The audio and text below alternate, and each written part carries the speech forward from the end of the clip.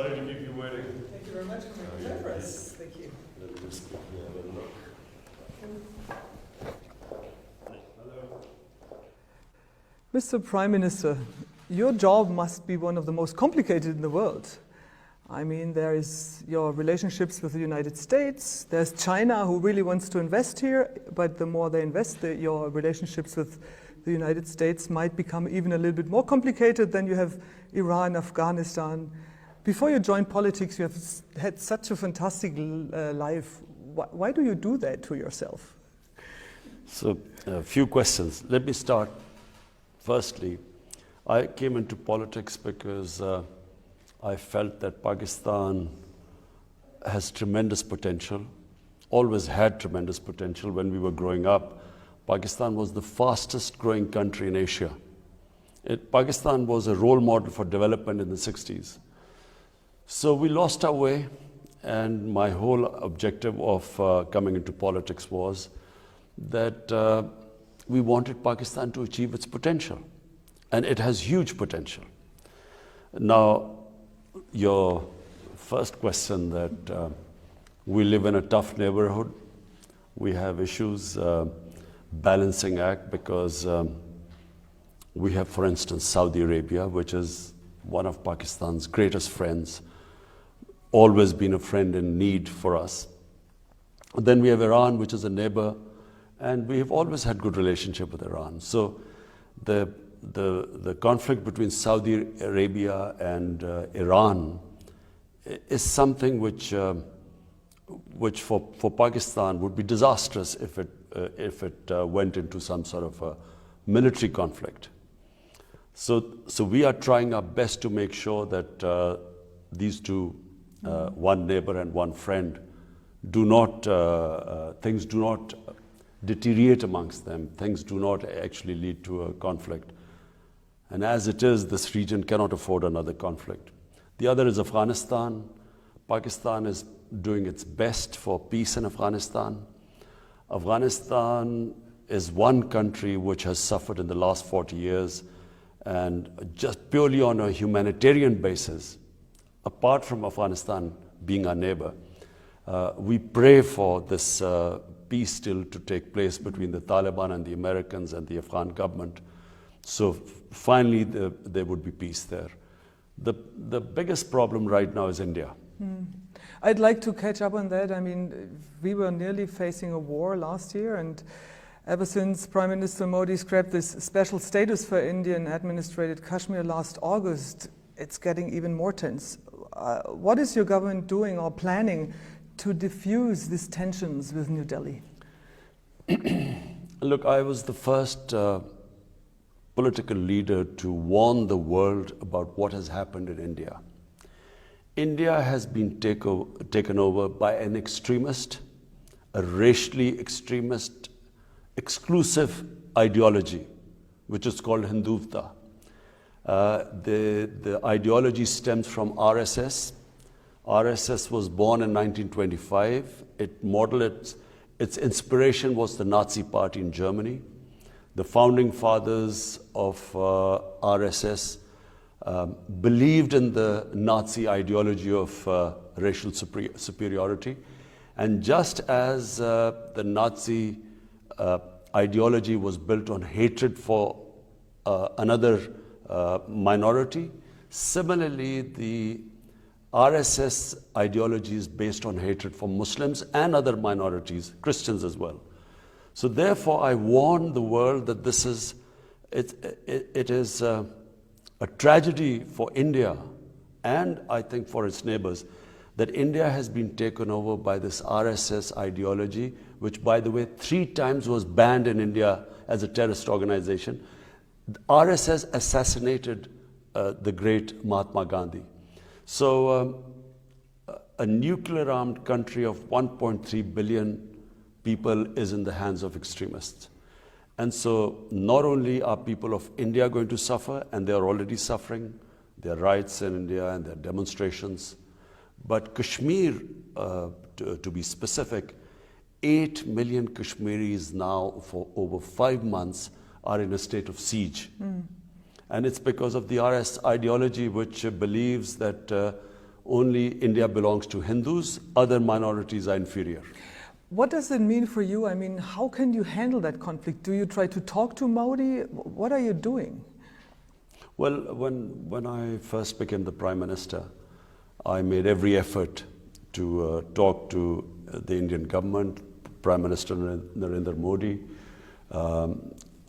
My first speech, I said, you come one step towards us, we'll come two towards you, that we can resolve all our differences through dialogue. But it soon transpired that there was a reason why India was not responding. And the reason was the RSS ideology. And this then soon became evident last year when on 5th August, they unilaterally annexed Kashmir. Kashmir is a disputed territory between Pakistan and India. In the several United Nations resolutions from 70 years ago, not only call it a disputed territory, but the people of Kashmir were given the right by the international community, by the United Nations, that they, through a plebiscite, they should decide their own destiny. But Prime Minister Khan, there are many Pakistani people who also say that the human rights situation in the Pakistani part of Kashmir is also not perfect. How do you answer to that? Well, this is very easy. Why do we invite anyone anywhere in the world can come and see the Pakistan side of Kashmir? And then they go and see the Indian side of Kashmir. Let them decide what is the difference. Yeah, but still, like, protests against the Azad Kashmir administrations aren't allowed in Kashmir. So that's not really freedom of expression either, isn't it? Azad Kashmir has free and fair elections. They select their own government. They run their own affairs. Like in any government, they will have problems. But as I repeat again, why don't we invite all observers from anywhere in the world? They can go to the Pakistan side of Kashmir, and then they go to the Indian side of Kashmir. They will not be allowed to go to the Indian side of Kashmir. Everything is sealed. All the top leadership is in jails in India. Thousands of teenagers have been picked up from their homes and taken away. There's no internet facility there. There's a total clampdown. You cannot compare what is happening in India to what is in Azad Kashmir.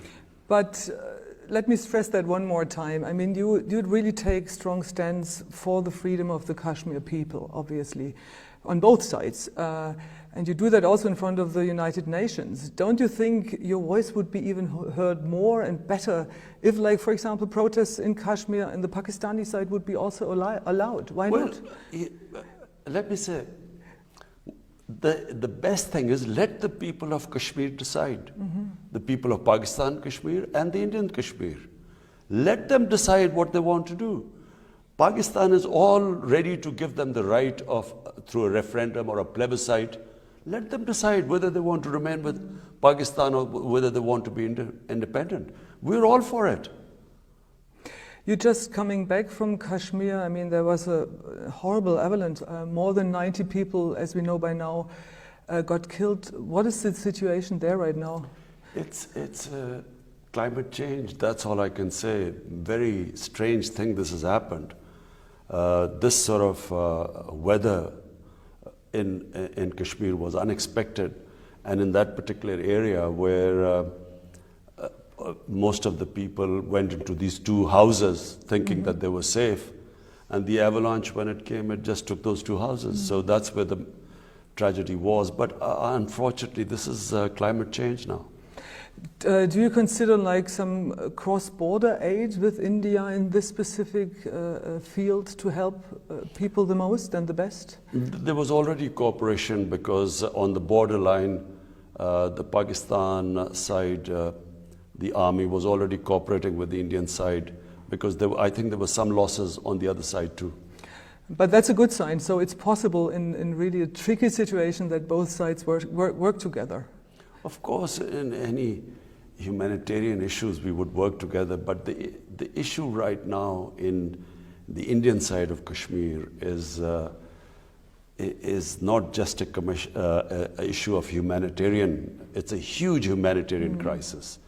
Over 100,000 people of Kashmir, the Indian side Kashmir, have been killed in the last 30 years. And not just that, I mean the clampdown and since 5th August, now this is, the whole world should realize, for 5 months the people of Kashmir have been put under siege. The schools are closed, they can't lead a normal life, communications are cut off. As I said, their senior leadership is all in jail. So therefore, I really hope that the world would take notice of this.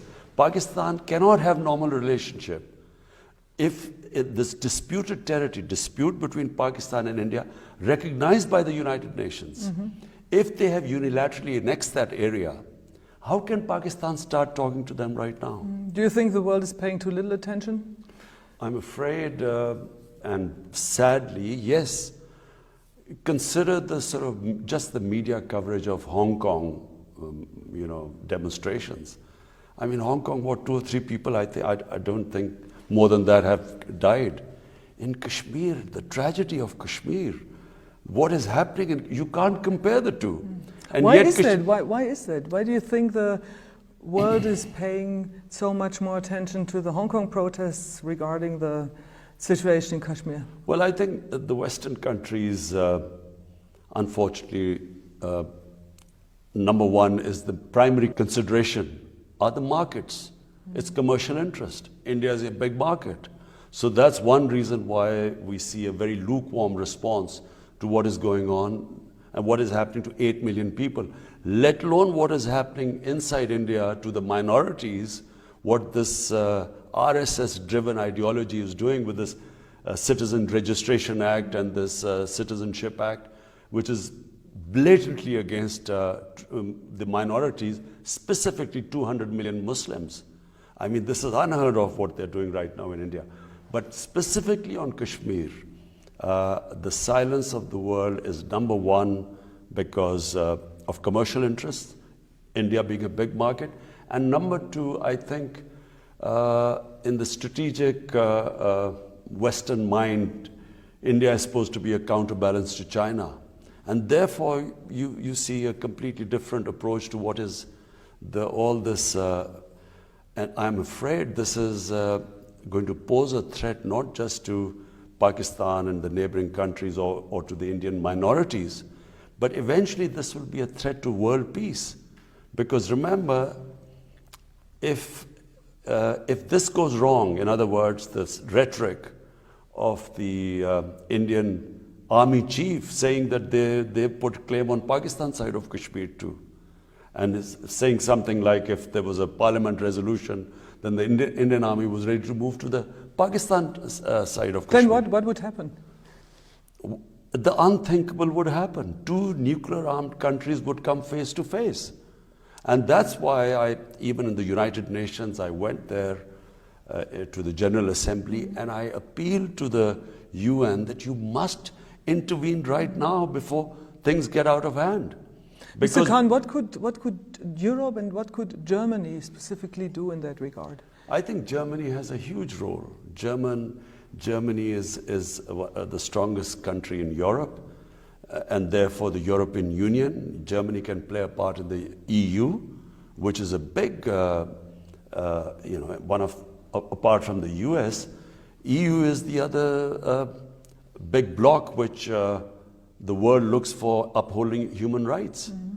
So we hope that Germany plays its part. I spoke to Chancellor Merkel and I tried to explain to her everything about what is happening in India. And actually she did make a statement when she was in India saying that you cannot have this go on for unlimited period of time where 8 million people are put under siege by 900,000 Indian troops. Mm-hmm.